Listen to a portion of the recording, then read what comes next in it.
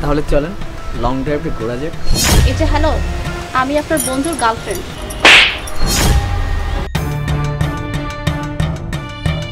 আরে বন্ধু, দেশে কবে আসলি? আরে বন্ধু তুই এখানে? এ তো আমি গতকাল ফ্ল্যাটে আসলাম। এই যে আমার নতুন বিল্ডিং এর কাজ চলছে। শুধু বিল্ডিং না, এখানে যে প্রপার্টিগুলো দেখছিস সবগুলাই আমার। তুই তো ছোটবেলা থেকে মানে কি বলবো রিচ ফ্যামিলির ছেলে, তোর তো গাড়ি বাড়ি করা এগুলো স্বপ্ন, আর এগুলো তুই করিস। এই যে দেখ না, গতকালই গাড়িটা কিনলাম, কেমন হয়েছে? না অনেক সুন্দর হয়েছে। আর বন্ধু পরিচয় করে দিচ্ছি, আমার গার্লফ্রেন্ড। আর সামনে মাসে আমরা বিয়ে করছি, তোর কিন্তু অবশ্যই আসতে হবে বিয়েতে। অবশ্যই। আমার ফ্রেন্ড আর কি, বুঝছো? আচ্ছা বন্ধু, আমার একটা কল আসছে, একটু কথা বল। আমি একটু হ্যাঁ শিওর। হ্যালো। হ্যাঁ হ্যাঁ হ্যাঁ ওয়াও, আচ্ছা। আমার ড্রিম কার। তাই নাকি? গাড়িটা আপনার পছন্দ হয়েছে? ভীষণ। তাহলে চলেন লং ড্রাইভে ঘোরা যাক। এই যে হ্যালো, আমি আপনার বন্ধুর গার্লফ্রেন্ড, এটা মাথায় রাখবেন, ওকে? So what?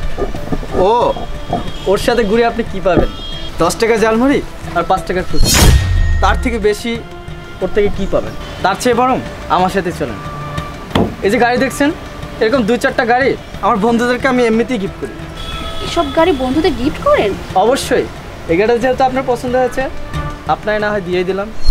সত্যি? ইয়েস। সো লং ড্রাইভে যাবেন নাকি? কিন্তু আপনার বন্ধু? ওরে আমি ম্যানেজ করি। আচ্ছা আমি দেখতেছি, হ্যাঁ কথাটা বল দেখতেছি। আচ্ছা বন্ধু আমি সরি, আসলে আমার আরে ইম্পর্টেন্ট কল আসলে অফিস থেকে, না। বুঝিসই তো অফিসে চাকরি করি এখন। অবশ্যই। তুই বন্ধু থাকতে হলে আমি গেলাম, ওকে আবার নামিয়ে দিতে হবে আমাকে। এই চলো বন্ধু, ওরে আমি পৌঁছে দিই। না তুই কষ্ট করবে কেন, আমি নামাই দিব সমস্যা, রিক্সা করে। এই চলো। আচ্ছা শুনো না, উনি আমাকে নামাই দেবে। ও তোমাকে নামিয়ে দিবে, মাত্র কিছুক্ষণ কথা বলবে। তুমি তাকে চিনো না, যাও না, তুমি তার সাথে কি করে যাবে? চলো আমার সাথে। চিনি না, আজকে চিনবো। মনি আগলামও করো না, চলো আমার সাথে। বলছি না তুমি যাও। তুমি সিরিয়াস? হ্যাঁ আমি সিরিয়াস। আর শুধু আজকে না, আমি আর কোনোদিন তোমার সাথে যাব না। হোয়াট? তুমি কি বলতে যাচ্ছ? 3 বছরের রিলেশনে তুমি আমাকে কি দিয়েছো? ভালো কোনো রেস্টুরেন্টে নিয়ে গেছো? যাওনি। শপিংয়ে নিয়ে গেছো? যাওনি। আর তোমার বন্ধুকে দেখো, তার এরকম গাড়ি 10-12টা গ্যারেজে আছে। আর এই যে প্রপার্টি দেখছো, সব তোমার বন্ধুর। আর একটা কথা মনে রাখবা, যেদিন তুমি তোমার বন্ধুর মতো হতে পারবা, সেদিন আমার সামনে আসবা, তার আগে না। তুমি আরেকবার ভাবো, তোমার কি মাথা ঠিক আছে? তুমি তাকে চিনো না, তুমি তার সাথে কিভাবে যাও? না আর কোনো কিছু ভাবার নেই। এই চলো তো। হ্যাঁ। গাড়ি তোলো। ও চাবি? বন্ধু চাবিটা দিয়ে গেটটা খুলে দে। মানে তো কিছুই না, যার গাড়ি সেই তো খুলবে। মানে এতদিন তুমি আমার সাথে মধ্যবিত্ত সেজে নাটক করেছো? তুমি একটা প্রতারক। প্রতারক আমি? প্রতারক তো তুই।